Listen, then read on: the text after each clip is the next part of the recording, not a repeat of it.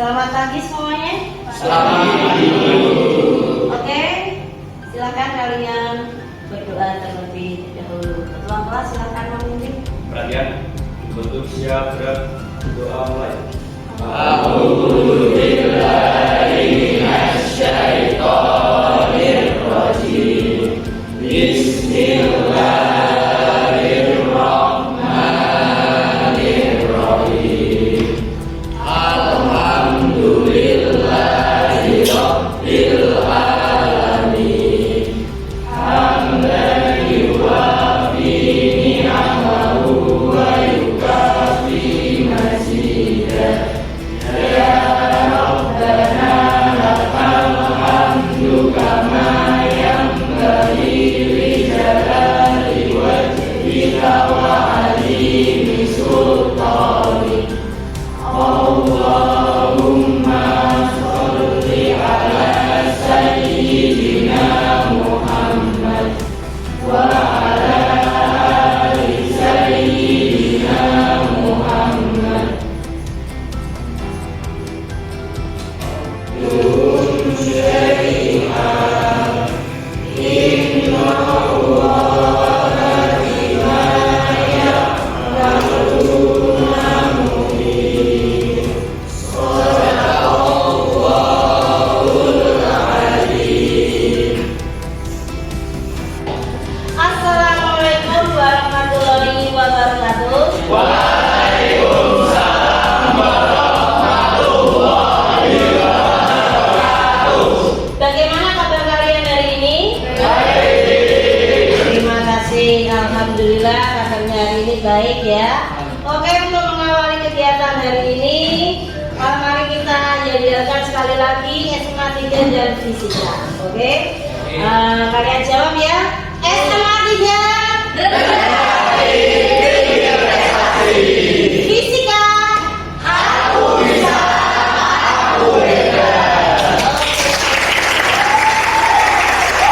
Hari ini yang tidak berangkat ada yang tahu? Ya. Saya menjawab Agustian absen 2, tidak berangkat dikarenakan sakit. Rafael absen 3 sakit guru. Oke.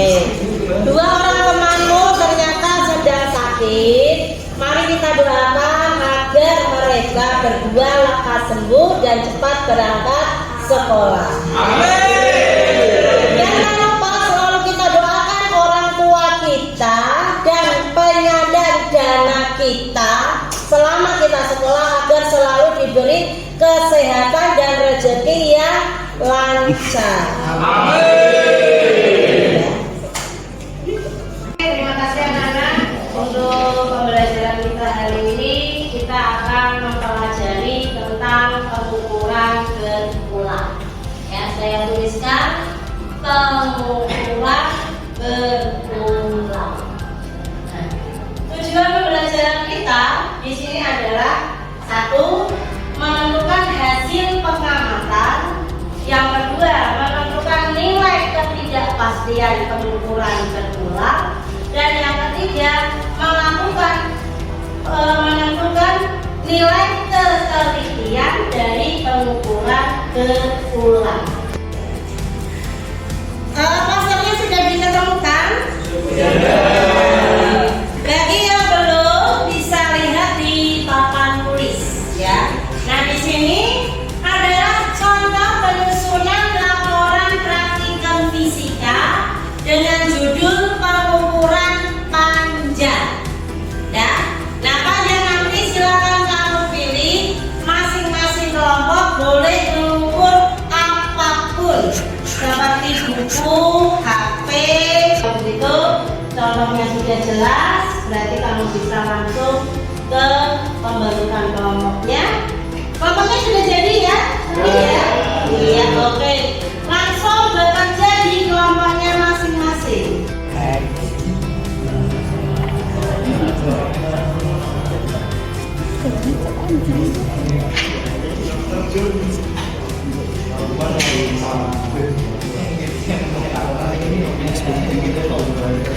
Mas Bang,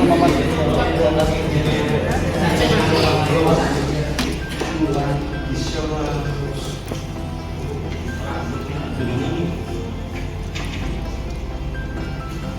masih 9,2.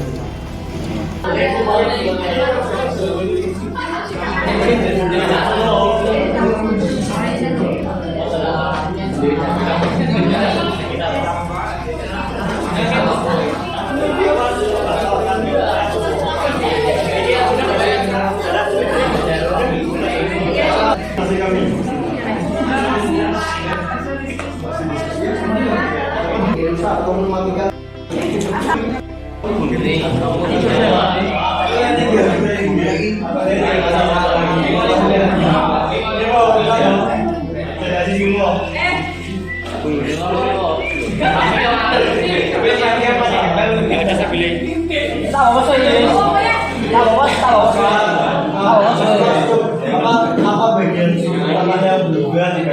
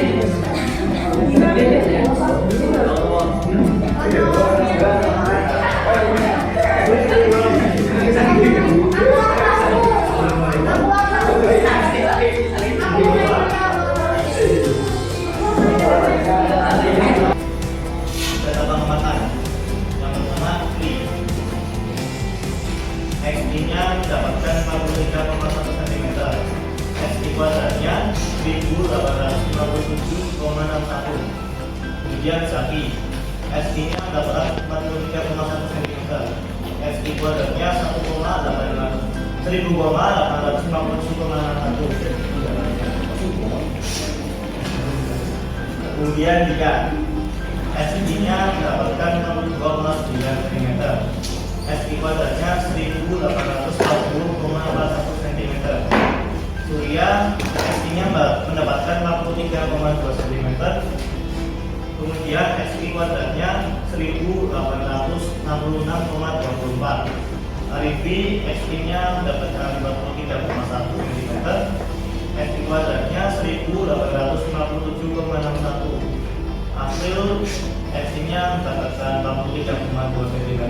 XI kuadratnya 1866,24.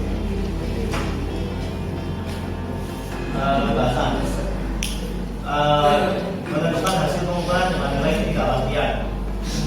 Hasilnya X kurung buka X0 plus minus delta X kurung tutup sama dengan 43,10 plus minus 0,04.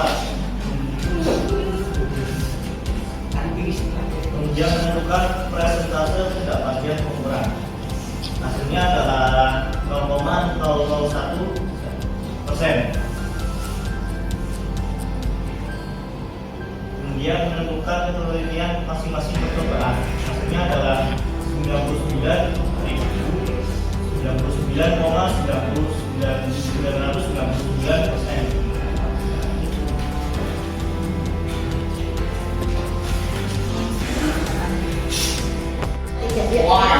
Tingkat ketelitian dari Fikri 100%. Jadi 100%, Dika 99,995%, Surya 99,998%, Alibi 100%, April 99,998%. Sekian dari presentasi kami. Kurang lebihnya mohon maaf bila Baik, jadinya apakah ada yang bertanya?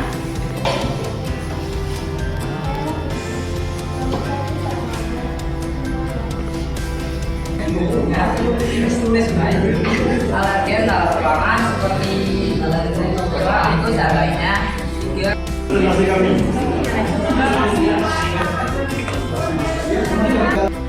Assalamualaikum warahmatullahi wabarakatuh. Waalaikumsalam warahmatullahi wabarakatuh.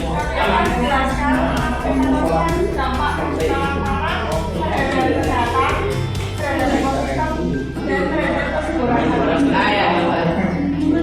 Terhadap kesehatan, dampak pencemaran tanah bagi kesehatan termasuk dari polutan jalur masuk ke dalam tubuh dari kerentanan populasi yang terkena.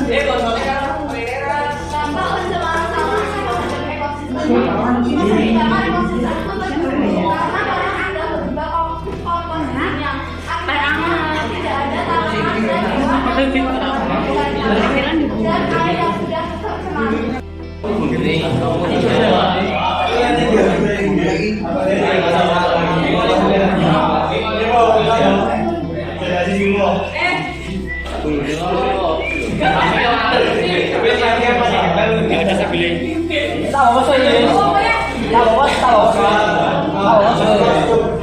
Apa bagian utamanya berubah di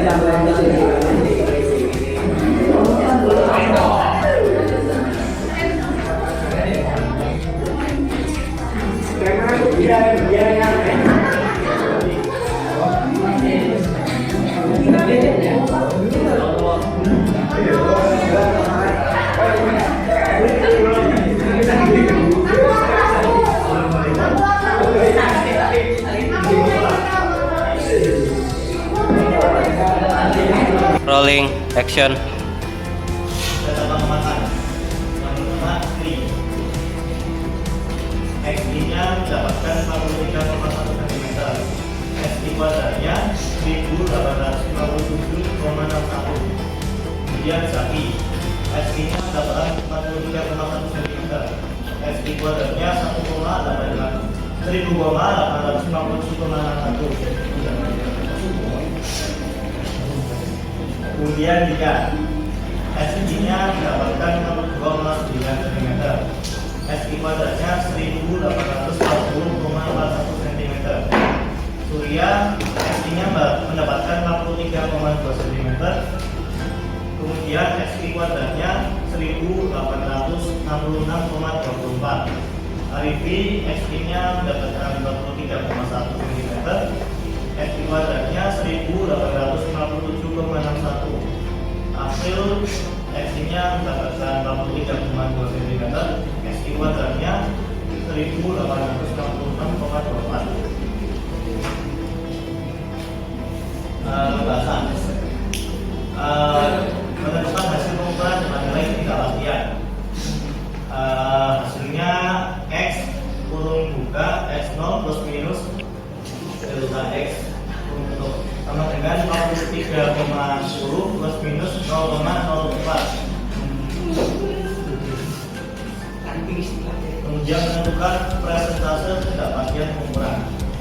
Hasilnya adalah 0,001%. Kemudian menentukan penelitian masing-masing percobaan. Hasilnya adalah 99,999%.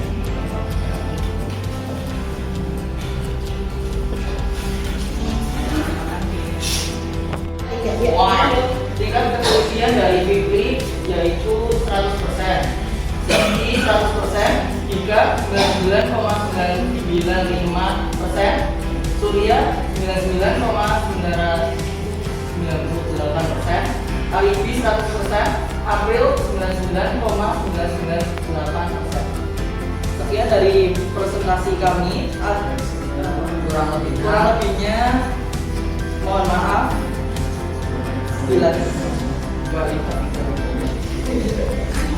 Baik, ini apakah ada yang bertanya?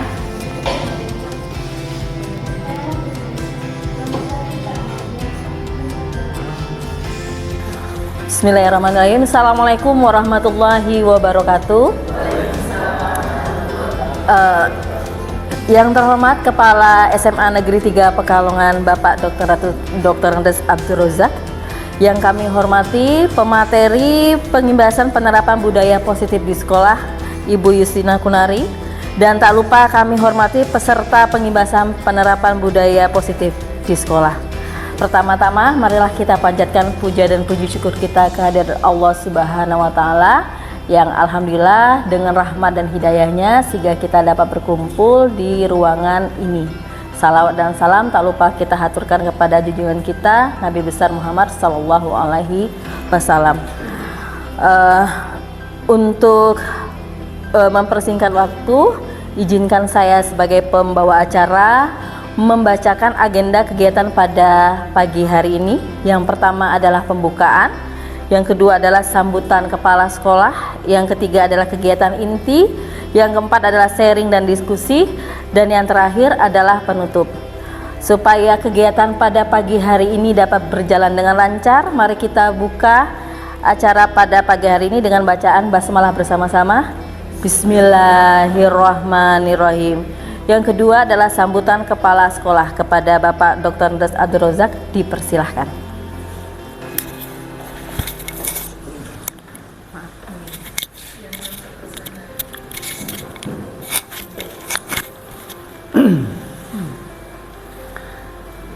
Assalamualaikum warahmatullahi wabarakatuh.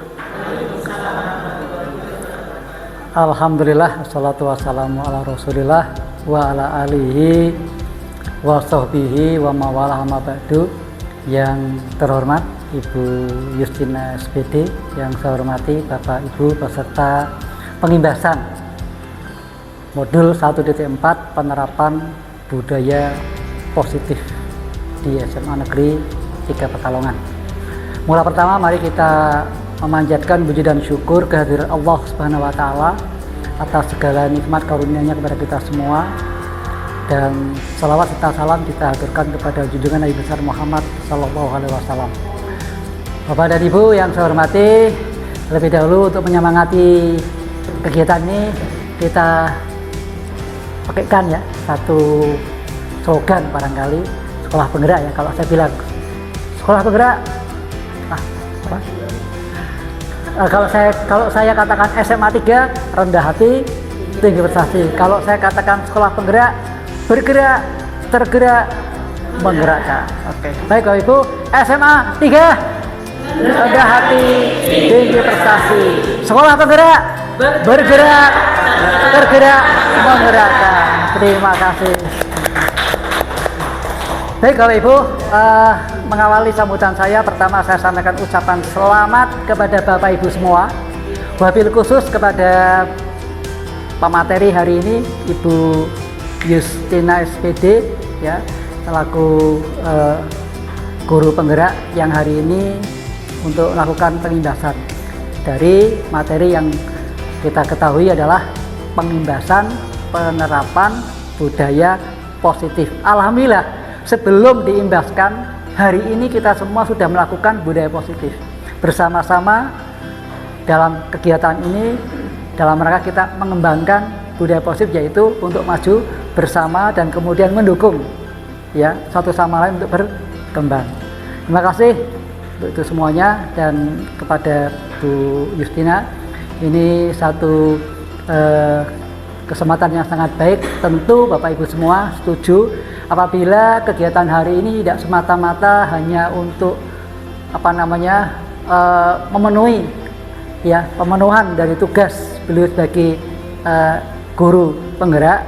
Lebih daripada itu semua, bahwa kegiatan ini, ya, lebih daripada itu, yaitu kita sudah semuanya sepakat untuk bagaimana, ya, menerapkan budaya positif di SMA Negeri 3 Pekalongan. Tentu banyak hal budaya positif yang nanti kita akan tumbuhkan di SMA Negeri 3 Pekalongan.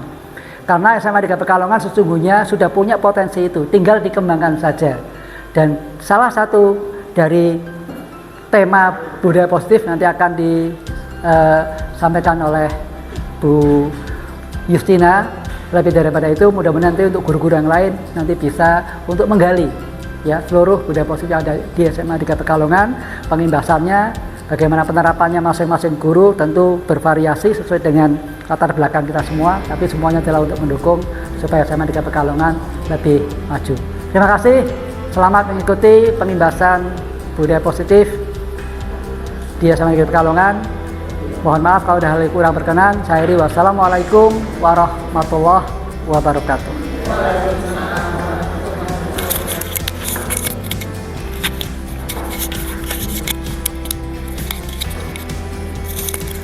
Terima kasih kepada Bapak Dr. Rudus Abdul Rozak. Acara berikutnya adalah acara inti yang akan disampaikan oleh Ibu Justina Kunari. Kepada Ibu Justina Kunari, dipersilahkan.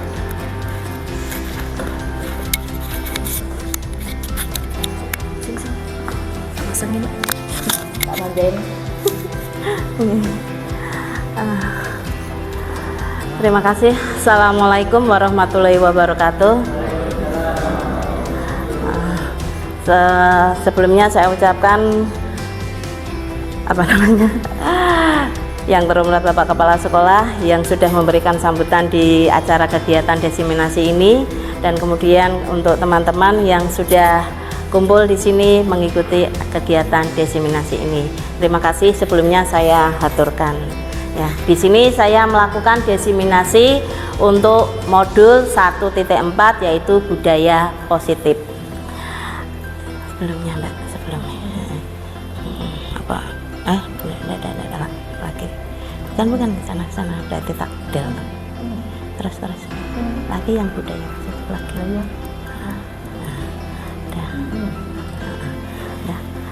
Terus selanjutnya, di budaya positif ini sebelum saya masuk ke modul 1.4, kami mempelajari modul 1 itu ada 4 modul yang dipelajari. Jadi satu modul dibagi menjadi 4 modul lagi, yaitu modul 1.1 yang berisikan refleksi filosofi Ki Hajar Dewantara. Kemudian modul 1.2 itu adalah nilai dan peran guru penggerak.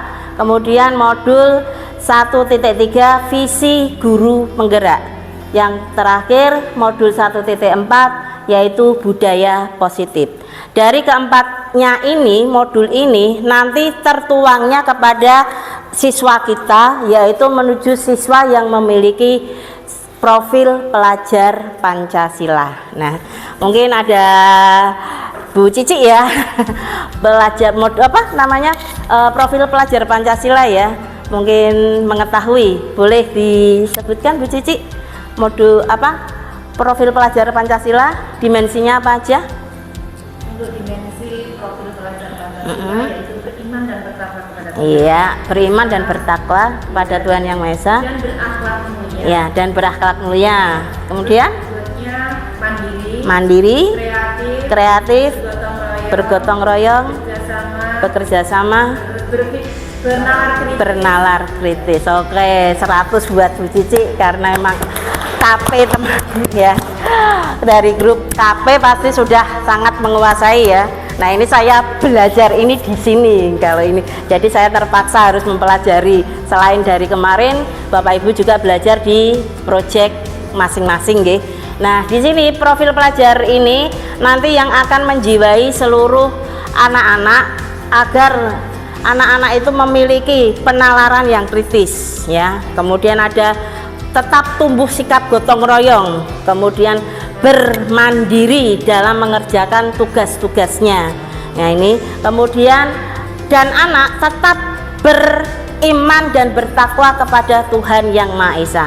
Nah, ini tetap terwujud melalui budaya dengan anak-anak setiap duhur itu melakukan sholat Jumat bersama. Sholat duhur bersama. Ya, itu. Ya, kemudian kita masuk satu-satu dari 4 modul yang sudah diperkenalkan. Masuk lagi, Bu. Ya. Yang pertama adalah refleksi filosofi Ki Hajar Dewantara. Itu yang saya ambil di sini adalah pengertian pendidikan. Nah, pendidikan di sini itu adalah suatu tuntunan hidup tumbuhnya anak-anak dalam pertumbuhan dari mulai awal dia lahir sampai akhir. Nah, yang disebut dengan nama tuntunan. Nah, anak-anak kita berada di SMA 3 berarti kita sebagai Bapak Ibu guru memberikan tuntunan yang semaksimal mungkin kepada anak-anak. Nah, anak-anak itu ibaratnya adalah sebagai makhluk manusia dan benda hidup sehingga mereka hidup dan tumbuh menurut kodratnya sendiri-sendiri. Nah, kodrat di sini di anak-anak itu ada yang mempengaruhi ada kodrat alam, kodrat zaman, dan lingkungan. Kodrat alam yang pertama, di kodrat alam ini anak itu terbentuk dari tempat tinggalnya. Apakah anak itu tinggal di Pekalongan? Ya, kalau Pekalongan itu kan berarti di daerah pesisir pantai, nggih. Nah, kemudian apakah anak berada di Dieng? Nah, ini kan berarti alamnya berbeda. Nah, bagaimana anak ini mensiasati anak yang berada di pesisir? Pasti pertumbuhannya tidak sama dengan anak yang di pegunungan, seperti itu. Ya, ini yang disebut dengan kodrat alam. Nah, kodrat alam pada tahun, misalnya 1000 berapa ya? Kalau kita sampai 10 tahun ini yang katanya robnya semakin ke sini, berarti kan yang daerah tepi pantai itu kodrat alamnya sudah berbeda pada tahun sekarang. Kalau tahun berarti 10 tahun yang lalu berarti tahun 2000-an ya. Lah, 2012 anak yang masih di tepi pantai itu kan masih ada anak-anaknya ya. Nah, mereka hidup dengan pola kehidupan yang berada di pantai. Tetapi di tahun 2021 ini pasti sudah mengalami perbedaan. Nah, ini yang disebut dengan kodrat alam. Anak terbentuk karena keadaan alam. Nah, kemudian yang kedua adalah kodrat zaman. Nah, kodrat zaman ini, zaman pada tahun saya sekolah dengan Bu Sinta sekolah pasti berbeda, ya kan? Kalau waktu saya sekolah itu masih mengenalnya buku pegangannya yang terkenal ada Ganesha, ada Intan, ada apalagi yang terkenal itu Erlangga gitu nggih. Nah, tetapi kalau sekarang dulu satu buku itu harganya mahal, mungkin yang bagian penerbit ini lumayan lah gitu nggih penghasilannya. Tetapi kalau di tahun sekarang penerbit mau menerbitkan buku lagi mungkin hitung-hitungan karena adanya literasi digital ya. Itu tahun saya mungkin tahun sekitar 1990-an dengan tahun 2021. Nah, ini jelas zamannya sudah berbeda. Nah, dengan zaman yang berbeda ini, anak diwajibkan harus terus bergerak ya, bergerak melintasi orbitnya, lingkungannya di situ, mengikuti perkembangan zaman yang sudah berjalan. Nah, di sini kita sebagai pendidik itu juga demikian seperti itu. Ya, pendidik di sini berarti jangan kita terus menyamakan waktu dulu sekolah itu hanya pakainya literasi buku ya. Nah, tapi kalau sekarang literasi buku sudah ketinggalan. Ya, seperti ada contoh kasus anak kemarin di SMA 1 dapat tugas mencari clippingnya misalnya judulnya X yang terbit di koran. Orang tuanya itu sampai habis uang 100.000 tapi korannya yang dicari, clippingnya tidak ada ya, karena kan memang sudah zamannya berbeda. Nah, kalau mencari seperti itu supaya ketemu, orang tua kan juga tidak mengeluarkan biaya, juga tidak gelo, sudah mengeluarkan tenaga dan sebagainya. Literasinya lebih baik mungkin literasi digital gitu nggih. Ini yang dimaksud dengan kodrat zaman. Makanya anak-anak kita mulai tahun kemarin sampai sini dengan adanya pandemi ya, pandemi ini yang tadinya literasinya buku, kita langsung secara dipaksa berubah menjadi literasi digital ya. Bapak Ibu gurunya wajib belajar tentang aplikasi yang ada di yang yang lagi in seperti itu. Kemudian anak-anak juga mencari tugas-tugas artikel atau yang lainnya melalui internet, melalui browsing atau jelajah. Gitu nggih. Itu yang dimaksud dengan kodrat zaman. Nah, sekarang faktor lingkungan yang dialami oleh peserta didik. Apakah lingkungan kampung dengan lingkungan perumahan itu sama? Sama atau beda? Beda. Nah, ini yang dimaksud lingkungan itu seperti itu. Nah, kemudian itu baru lingkungan antar tetangga. Nah, lingkungan di sini yang paling berpengaruh penting adalah keluarga.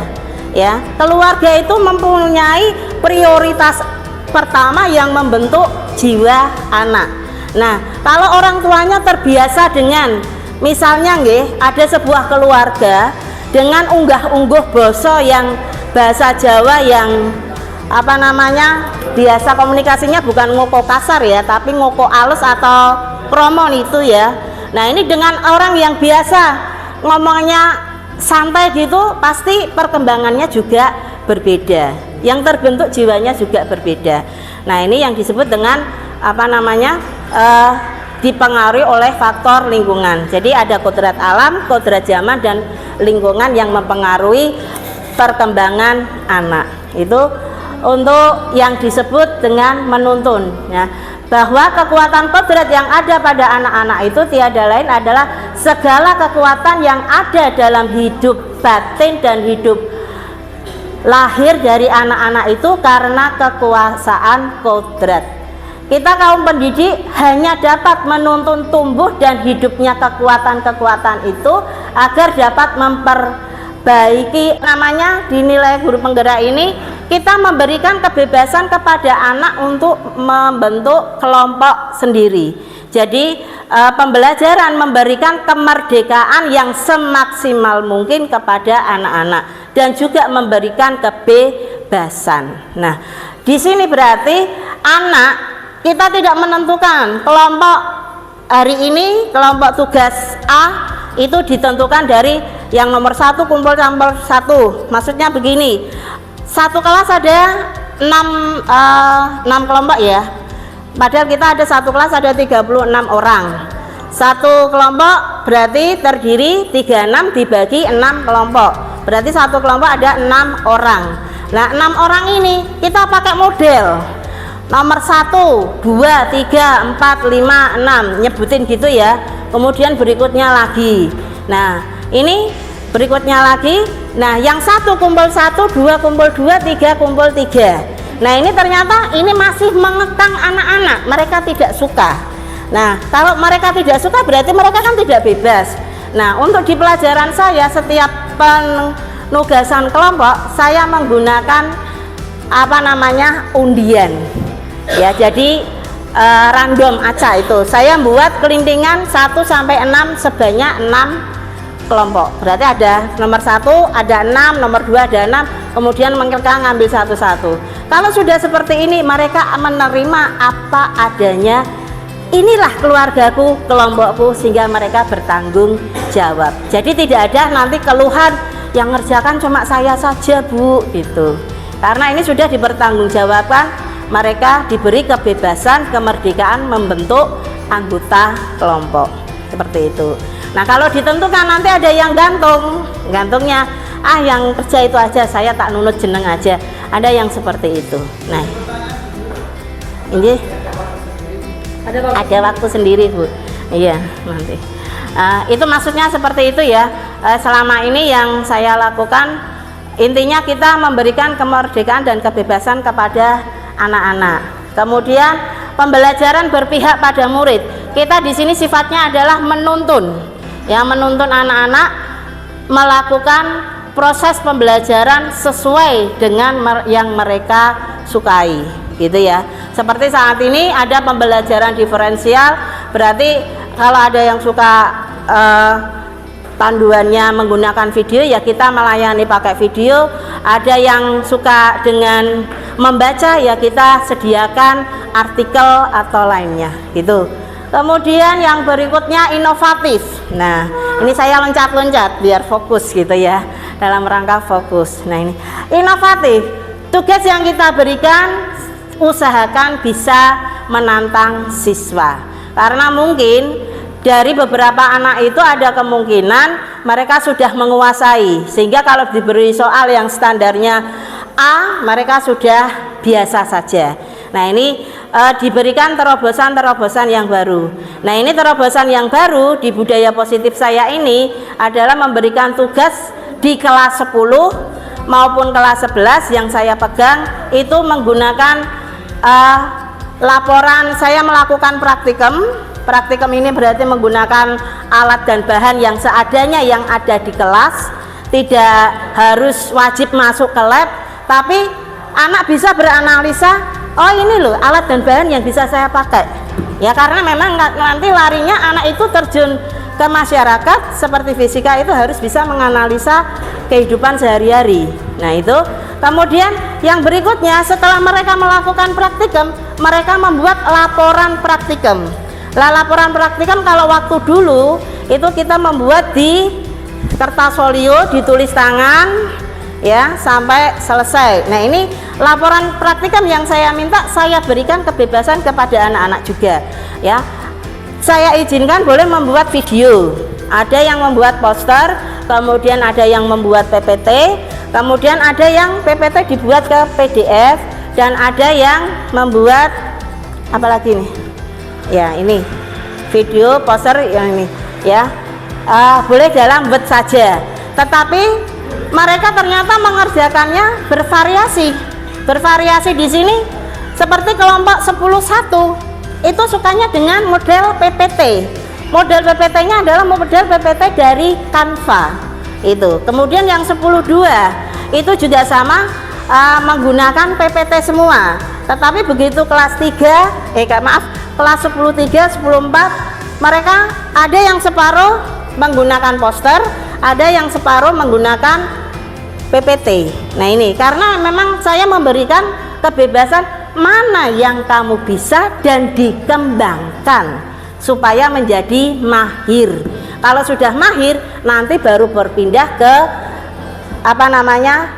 aplikasi yang lain. Kalau tadi di PPT mereka sudah mahir, baru pindah ke poster. Karena ada kendala, Bu, saya kalau diberi suara nggak bisa, Bu, saya kalau disuruh menggerakkan belum paham. Nah, tetapi karena mereka saya sudah menawari, mau tak bimbing atau mau tetap PPT. Enggak, Bu, saya mau PPT saja, lain kali saja, Bu, posternya. Kalau saya sudah siap nanti dibimbing lagi gitu ya. Ada yang satu kelasnya juga poster semua. Jadi kita berikan skill keterampilan IT melalui kegiatan laporan akhir praktikum itu. Itu yang dimaksud dengan berpihak pada dengan inovatif ya. Kemudian kalau reflektif itu berarti memberikan refleksi pada dirinya, mana yang saya mampu kuasai dan dikembangkan. Nah, ini saya tugas membuat poster ini juga terinspirasi dari guru penggerak SMA 1 memberikan tugas seperti itu. Maka materi pembelajaran saya mulai yang kesini menggunakan pemanfaatan IT di kehidupan sehari-hari. Nah, itu. Kemudian yang berikutnya adalah peran guru penggerak. Peran guru penggerak adalah menjadi pemimpin pembelajaran. Ya, berarti pemimpin pembelajaran di kelas. Kemudian mewujudkan kepemimpinan murid. Kemudian lagi mendorong kolaborasi, menjadi coach bagi guru lain dan menggerakkan komunitas praktisi.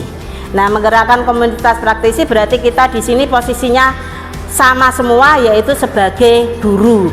Nah, sebagai guru ini mana yang mau akan kita kembangkan? Apakah kita mau mengembangkan seperti waktu kemarin kita belajar bersama mengenai pemanfaatan itu ya. Nah, plafon Merdeka Belajar. Berarti di situ kita sama-sama merancang, berpikir ke depan tentang pendidikan. Ya, jadi yang dimaksud praktisi ini berarti bukan yang satu ngomong pendidikan, yang satu ngomongnya busana, seperti itu, yang satu ngomongnya makanan, itu namanya bukan praktisi. Praktisi itu berarti satu kumpulan yang merancang untuk satu tujuan kegiatan. Nah, kemudian menjadi contoh bagi guru yang lain, itu berarti menjadi contoh atau teladan bagi guru-guru yang lain. Tapi di sini mohon maaf, saya bukan menggurui dan sebagainya, saya juga belum bisa menjadi contoh atau teladan. Ya, semoga ke depan bisa menjadi yang lebih baik lagi, gitu nggih.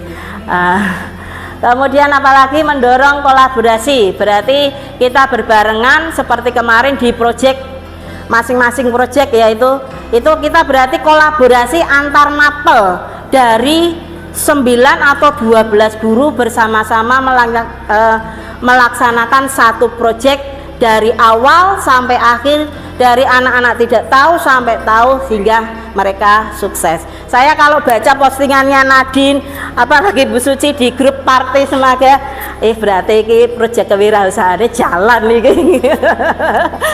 Karena apa? Di situ ternyata memunculkan kreativitas seni anak dalam memproduksi makanan gitu. Dan kalau kita lihat di desain promosinya, desainnya bagus-bagus semua, menarik untuk dibeli gitu gitu. Tapi tetap judulnya makanan khas anak milenial. Ya, anak zaman sekarang ya pasti agak bau-bau Korea ya. Gitu. Itu untuk nilai dan peran guru penggerak gitu. Nggih, monggo selanjutnya Bu. Lewat jam kurang deh. Masih 30 menit. Yang berikutnya adalah visi guru penggerak. Nah, di sini visi guru penggerak saya adalah mewujudkan siswa yang berprestasi sesuai profil pelajar Pancasila. Nah di sini visi guru penggerak itu mendukung visi sekolah, ya, tetapi bukan visi sekolah. Ya, jadi visi sekolah itu ada. Nah, di sini masing-masing kita juga punya visi yang membantu mendukung program visi sekolah. Nah, di visi sekolah saya di sini adalah visi sebagai pengguru penggerak adalah siswa yang berprestasi sesuai profil pelajar Pancasila. Ya, yang saya garis bawahi adalah kata prestasi dan profil pelajar Pancasila.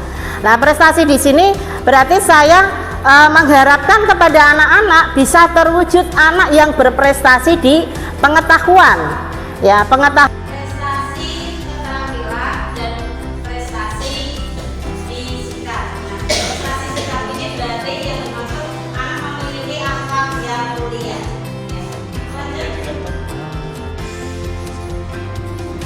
Yang modul 1-3 itu adalah baca. Baca ini adalah berisi tahapan B, buat pertanyaan, A, ambil pertanyaan tersebut, G, dari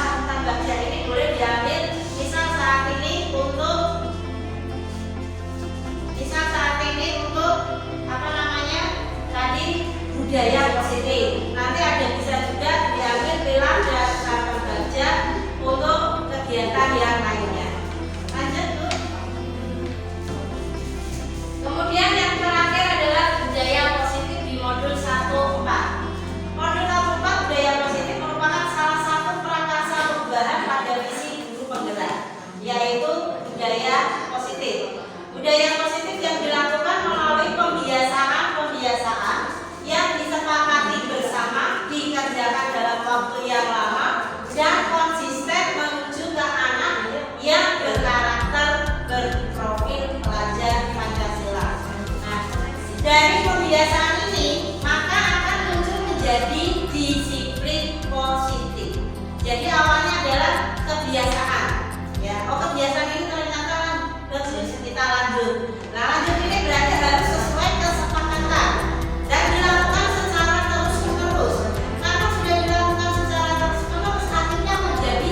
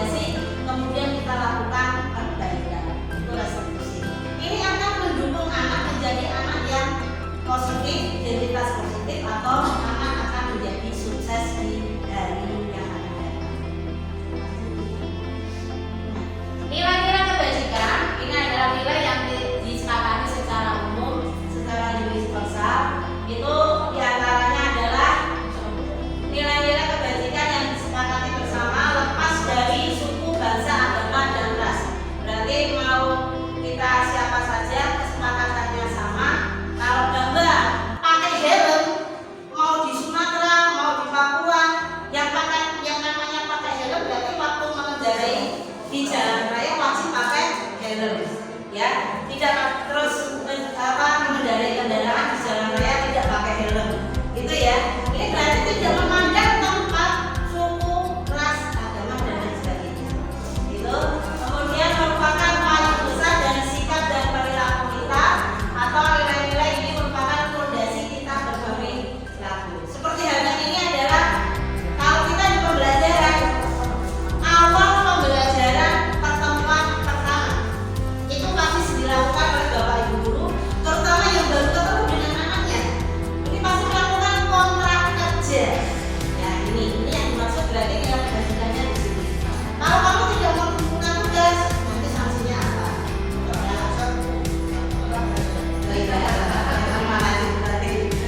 Belajar. Nah ini maksudnya di situ deh. Kemudian ada sifat-sifat positif manusia. Kemudian ada dapat membangun motivasi intrinsik. Nah budaya positif atau disiplin positif ini akan dapat berjalan dengan lancar apabila muncul dari dalam diri sendiri. Jadi, lanjut dulu. Nah, di sini ada 5 kebutuhan dasar manusia. Jadi kalau kita memberikan arahan kepada anak atau apa namanya nasihati anak, ini disesuaikan dengan konteksnya. Nah karena anak ini memiliki pada dasarnya 5 kebutuhan dasar manusia. Kalau yang kebutuhan bertahan hidup sudah jelas. Nah yang di sini yang terjadi di sekolah kita, kalau kebutuhan bertahan hidup sudah jelas, bisa makan, bisa minum, dan punya tempat tinggal dan sebagainya. Tapi ini kasih sayang dan rasa diterima, kebebasan, kesenangan, kekuasaan. Nah ini, apakah anak melakukan pelanggaran? Itu aslinya dia itu bukan kasih sayang. Biasanya dia berperilaku seperti itu, yang membuat kita jengkel atau kecewa, marah dan sebagainya. Ini aslinya itu anak kenapa? Apakah dia memerlukan kebebasan dalam berperilaku, ataukah memerlukan kasih sayang dan rasa diterima? Ini maksudnya seperti itu. Oke, kita dari tadi apa namanya restitusi itu arahnya kemana anak itu kebutuhan dasarnya. Kemudian lanjut. Nah di sini 5 posisi kontrol sebagai guru. Nah di sini kita wajib bisa menempatkan diri kita. Apakah kita kalau menasehati anak, cara kita bicara, intonasi bicara, gaya kita menyampaikan, ini apakah nanti efek sampingnya sebagai pemburu? Yang kedua, pembuat rasa bersalah. Yang ketiga, teman. Yang keempat, pemantau. Yang kelima, manajer. Nah, kalau sebagai manajer, berarti kita membuka anak, ya. Kalau pemburu sudah jelas ya, pembuat rasa bersalah dan juga sudah jelas. Nah, tetapi semuanya ini nanti diarahkan kita jangan ngambil yang sebagai penghukum atau apa, ya, karena nanti larinya ke identitas yang berbeda. Nah, ini kita diminta untuk sebagai posisi kontrol manager. Yang kontrol manager itu adalah misalnya ada suatu anak yang mengalami kasus, kita ajak diskusi bicara, kemudian apakah tindakan yang dia lakukan itu betul dilakukannya. Yang pertama, kemudian dia merasa bersalah atau tidak. Kemudian yang ketiga, apa yang dilakukan jika dia merasa bersalah. Yang berikutnya lagi, realisasi cara mengungkapkan bahwa dia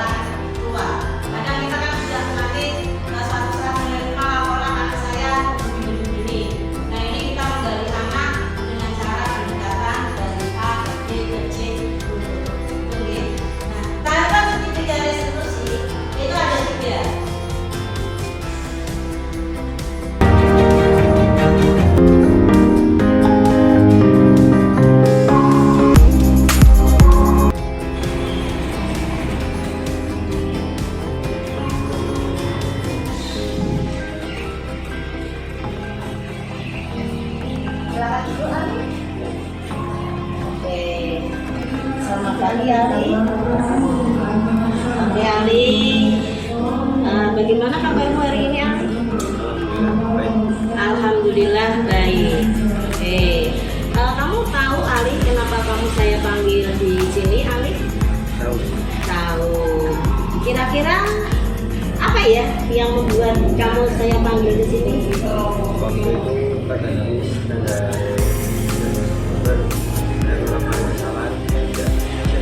Iya, kamu melakukan kesalahan ataupun namanya pelanggaran duduk di atas meja. Iya, oke. Waktu itu pelajarannya siapa Ali? Fasilitator Bu Salsa. Berarti itu pas pelajaran project ya Ali? Iya. Iya, pas pelajaran project yang mengampu gurunya Bu Salsa. Kamu berbicara dengan Bu Salsa, tapi posisi dudukmu duduk di atas meja. Ya. Kenapa saya tahu ini Ali? Karena saya mendapat laporan Ali. Pak Mardianto itu cerita di ruang guru bahwa ada anak di kelas 11-5 yang berbicara dengan gurunya duduk di atas meja. Maksudnya waktu diskusi dengan gurunya, ya gurunya itu tidak disebutkan kamu posisinya duduk di atas meja. Ternyata ini benar-benar terjadi pada kamu. Oke Ali. Nah, sekarang kalau kamu betul melakukan pelanggaran tersebut, ya, berarti pelanggaran apa yang kamu lakukan Ali? Duduk di atas meja. Nah, keyakinan kelas apa yang kamu langgar di sini dengan duduk di atas meja? Yaitu tidak menghormati dan menghargai guru. Berarti guru yang dimaksud berarti tidak menghargai dan menghormati Bu Salsa ya. Iya, oke. Itu pelanggaran yang pertama Ali. Pelanggaran yang kedua apa Ali? Ya, tidak berperilaku. Iya, oke. Dari kamu mengatakan bahwa dirimu tidak berperilaku sopan dan santun. Dari pelanggaran yang kamu lakukan ini, ada inisiatif apa kamu untuk memperbaikinya? Tidak mengulangi lagi. Nah, terus kalau kamu punya inisiatif tidak melakukan atau mengulangi lagi, tindakan perbaikannya apa? Tindakan perbaikan apa yang harus kamu lakukan? Tidak mengulangi lagi. Bagaimana dengan Bu Salsanya? Bagaimana Ali? Saya akan minta maaf pada Bu Salsa. Oh iya, oke. Kamu akan meminta maaf langsung kepada Bu Salsa dan mengatakan apa Ali? Mengatakan sejujurnya kalau saya sudah mengingati dan menghargai bahwa Dan kamu akan melakukan apa Ali? tidak maaf. Iya, oke. Saat bertemu Bu Salsa, kamu akan mengatakan sejujur-jujurnya bahwa kamu tidak menghormati dan menghargai Bu Salsa. Terus yang kedua, kamu akan meminta maaf kepada Bu Salsa dan berjanji tidak akan mengulangi lagi. Oke. Nah, sekarang kamu sudah berencana untuk melakukan permintaan maaf Ali. Nah, bagaimana saya tahu Ali kalau kamu sudah meminta maaf? Setelah saya melakukan permintaan maaf kepada Bu Salsa, saya akan konfirmasi kepada Bu. Oke, kamu akan melakukan konfirmasi kepada saya. Saya di sini posisinya sebagai wali kelas kamu untuk mengingatkan perilaku yang telah kamu melanggar. Ya, berarti kamu melanggar keyakinan kelas, yaitu berperilaku tidak sopan dan santun. Terus yang kedua, tidak menghormati dan menghargai. Oke Ali, berarti kamu sudah menyadari kesalahanmu. Dua, kamu mau berinisiatif untuk meminta maaf. Yang ketiga, kamu melakukan tindakan untuk meminta maaf. Oke, mungkin lain waktu jangan diulangi lagi ya Ali. Ya, oke. Sekarang kamu boleh kembali ke kelas. Nah, nanti segera cari Bu Salsa untuk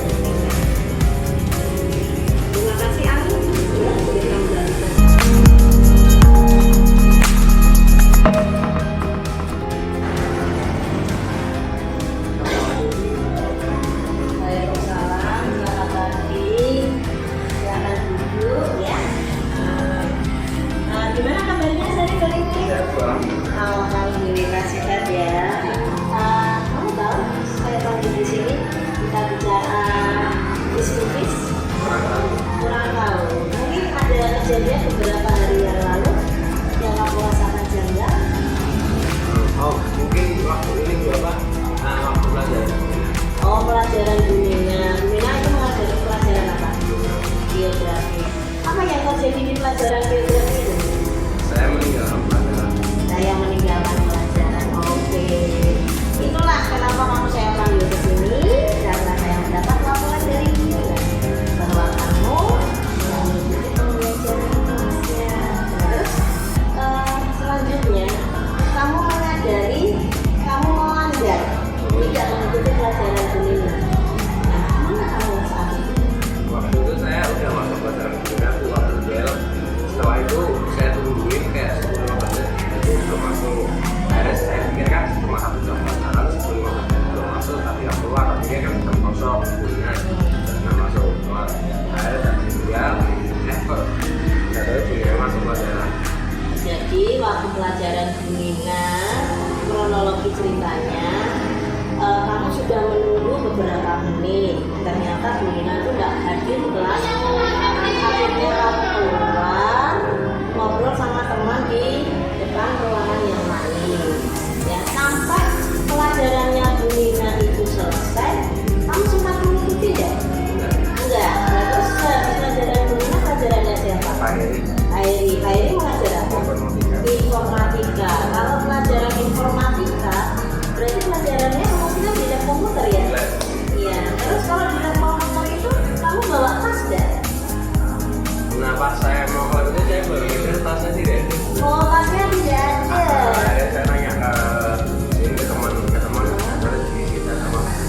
Oh, tasnya disita sama Bu Nina baru kamu nyadar. Nah, tasnya disita berarti itu sebagai sanksi ya, karena kamu meninggalkan pelajaran. Tapi ya yang sebenarnya tasnya diambil Bu Nina itu bukan sebagai sanksi, tapi untuk mengamankan. Karena apa, tasnya tidak punya motor. Ya itu menurut jawaban dari Bu Nina. Saya diberitahu seperti itu. Kasihan Bu. Ternyata pada dirimu kamu menyadari itu sebagai salah satu pelanggaran. Sekarang kalau kamu merasa itu sebagai pelanggaran, apa yang akan kamu lakukan? Minta maaf kepada dia dan juga tidak akan mengulangi. Oke, good 100. Anak yang soleh ya, meminta maaf sama Bu Nina dan berjanji tidak akan mengulangi. Nah sekarang tindakan perbaikannya wujudnya bagaimana? Wujudnya apakah cukup dengan ucapan kepada saya? Saya akan menjadi tidak akan mengulangi. Itu anak yang hebat, mendatangi Bu Nina dengan tujuan untuk meminta maaf dan berjanji tidak mengulangi lagi. Apakah nanti hanya pelajarannya Bu Nina saja? Semua pelajaran akan mengikuti secara konsisten dan sekarang kalau kamu sudah datang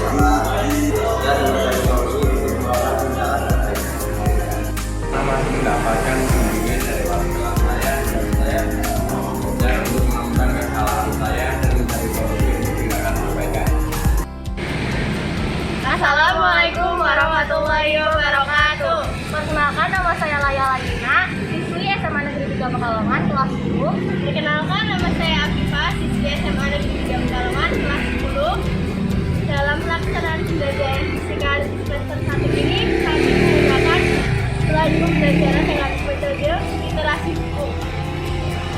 Namun, dimulai pertengahan semester sampai sekarang, kami sudah membiasakan pembelajaran fisika dengan menggunakan IT, seperti PowerPoint, infografis, poster, dan video presentasi. Contoh dalam materi pembelajaran pengukuran yaitu yang kami memanfaatkan fasilitas alat dan bahan di kelas dengan praktikumnya. Kemudian untuk laporan praktikum kami diwajibkan membuat laporan dengan pemanfaatan IT-nya. Kami diberi kesempatan untuk membuat laporan dengan menggunakan IT sesuai yang kita dengan kami diberi kesempatan untuk membuat laporan dalam bentuk apapun yang kita mau, dan kami lebih memilih dalam bentuk PowerPoint karena itu yang kita mampu untuk membuatnya. Kami sudah melakukan budaya IT dalam pelajaran fisika dan kami sudah terbiasa penyampaian materi, tugas, dan hasil kegiatan dengan pemanfaatan IT. Dan akhirnya sekarang kami sudah dapat menggunakan IT dalam pembelajaran fisika sehari-hari. Terima kasih, sekian dari kami. Wassalamualaikum warahmatullahi wabarakatuh. Assalamualaikum warahmatullahi wabarakatuh. Perkenalkan, nama saya Sofia Ikena Syahab. Saya siswi SMA 3 kelas 10. Saya di sini untuk memberikan tanggapan saya tentang pembelajaran fisika yang sudah menggunakan teknologi IT. Pembelajaran fisika sekarang sudah lebih bervariasi, terutama dalam penyampaian materinya. Kami sudah mulai menggunakan PowerPoint text, video pembelajaran, dan poster. Itu juga pada tugas saya, kami sudah mulai dibiasakan untuk menggunakan teknologi IT. Sekarang kami sudah mahir menggunakan IT dalam pembelajaran fisika, dan kami juga sudah mahir menggunakan teknologi IT dalam mata pelajaran lainnya juga. Teknologi IT ini sangat bermanfaat bagi kami semua. Terima kasih.